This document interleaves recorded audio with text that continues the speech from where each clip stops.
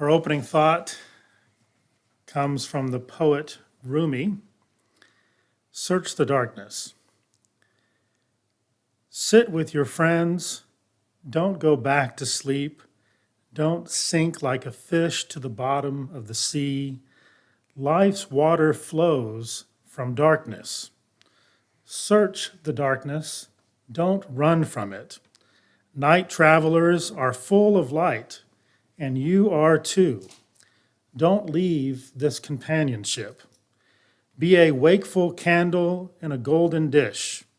Don't slip into the dirt like quicksilver. The moon appears for the night travelers. Be watchful when the moon is full. Our next reading is from Barbara Brown Taylor from her work, Learning to Walk in the Dark.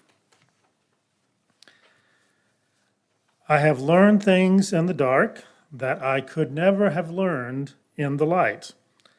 Things that have saved my life over and over again, so that there is really only one logical conclusion. I need darkness as much as I need light. Our next reading is from the sermon Loving Your Enemies by Martin Luther King Jr. Returning hate for hate multiplies hate, adding deeper darkness to a night already devoid of stars. Darkness cannot drive out darkness. Only light can do that. Hate cannot drive out hate. Only love can do that.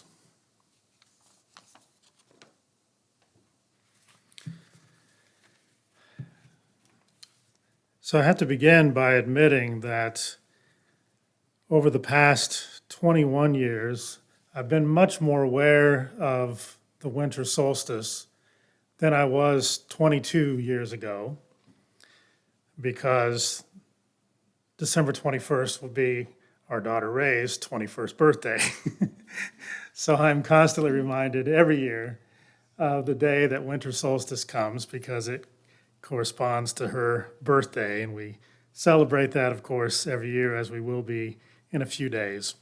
So this week, as we experience the shortest day of the year for this part of the world, and also as we prepare for the return of longer days, which I always look forward to, it is a time to reflect on the ways that we can bring light into the darkness of the world, like so many who have gone before us, and like so many who journey on this earth with us today.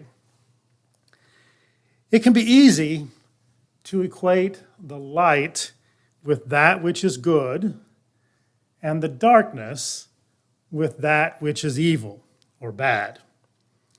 Perhaps this is owing to our actual experiences of danger that we've had in the dark. Or perhaps it's simply owing to the difficulty that we have making our way in the darkness without the presence of light. This dualistic view of light being good and darkness being bad has been reinforced by religious and cultural mythology and imagery, and we see it portrayed in literature and in film in powerful and sometimes very memorable ways. I'm sure that the Star Wars fans among us remember clearly that there are two sides of the Force: the dark side, which is bad, and the light side, which is good.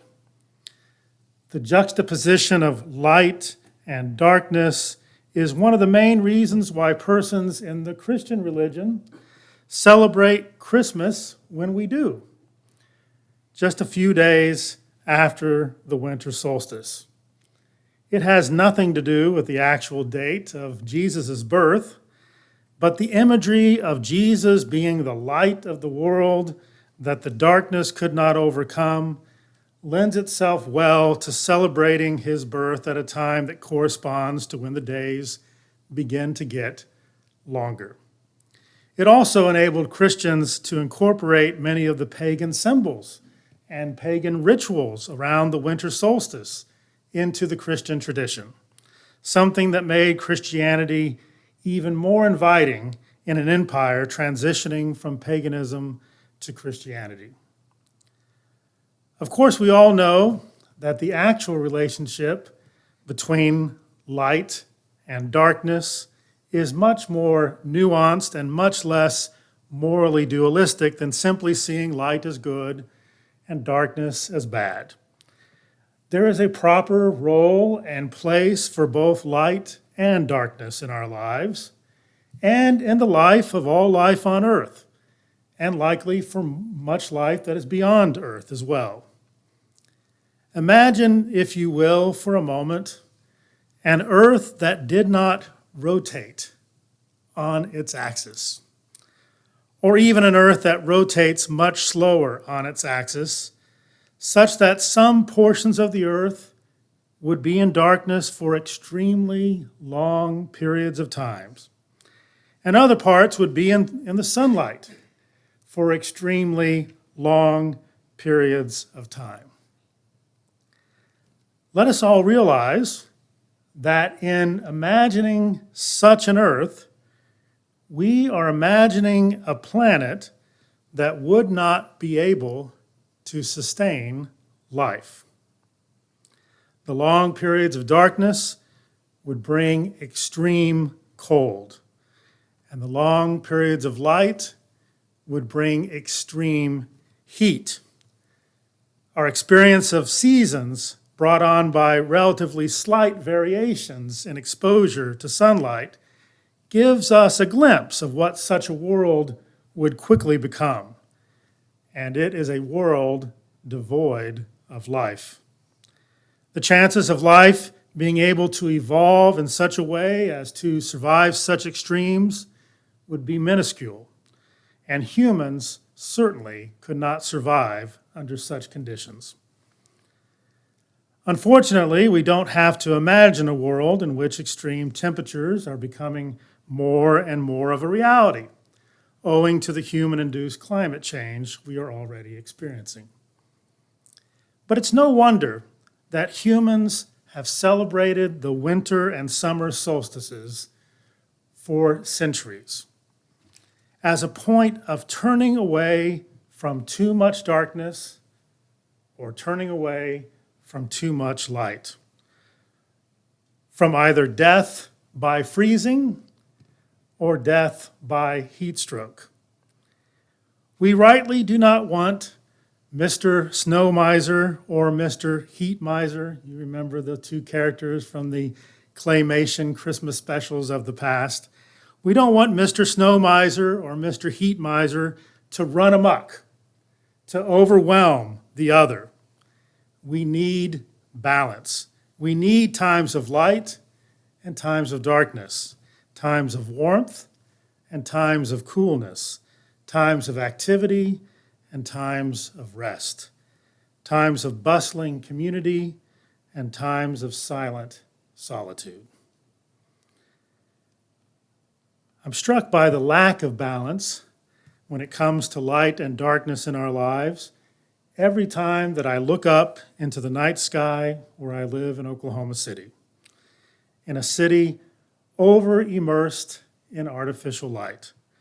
The night sky is dull and mundane, with only a few bright stars, the moon, and a few planets that can be seen. There is very little left of the natural grandeur and glory of the majestic sprinkles of light on a canvas of dark sky that inspire awe about our place in the universe.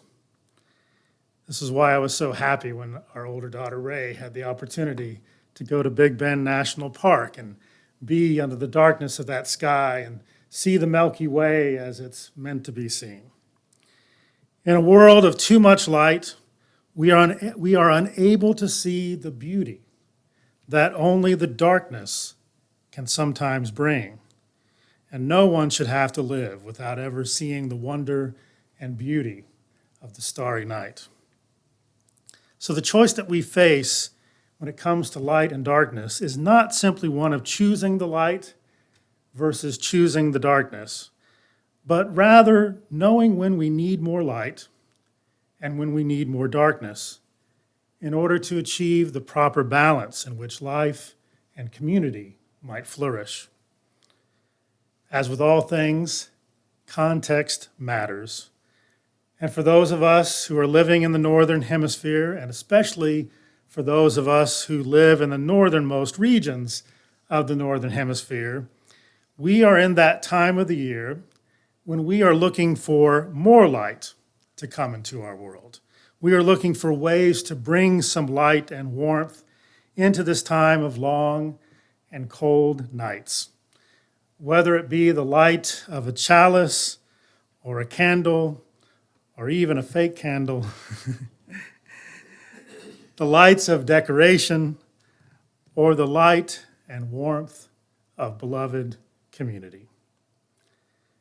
And this winter, during this time of coldness and darkness, we must be in solidarity with all of those who by force or by other circumstance do not have enough light, do not have enough warmth in their lives, whether that be in a physical or emotional sense.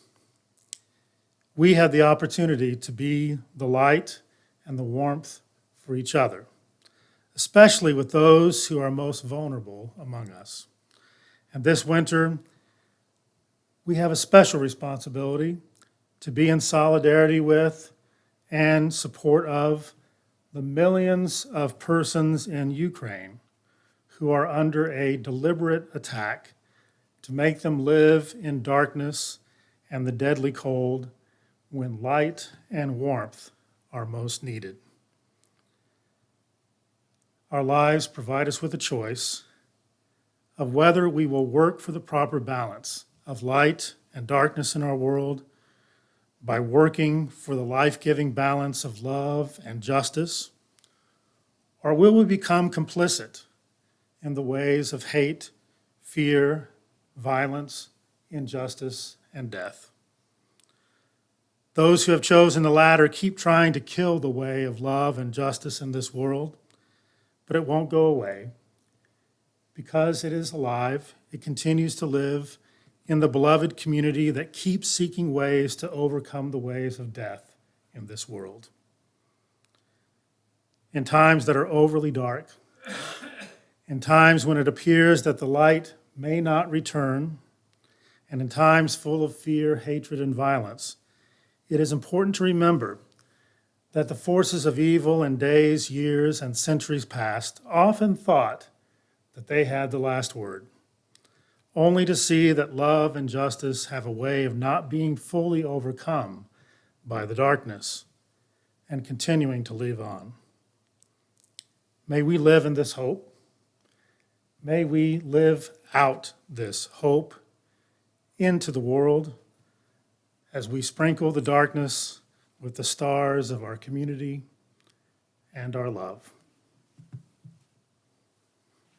Our parting thought comes from a wise Oklahoman, Krista Tippett, from her book, Speaking of Faith. She writes, "If we wait for clean heroes and clear choices and evidence on our side to act, we will wait forever.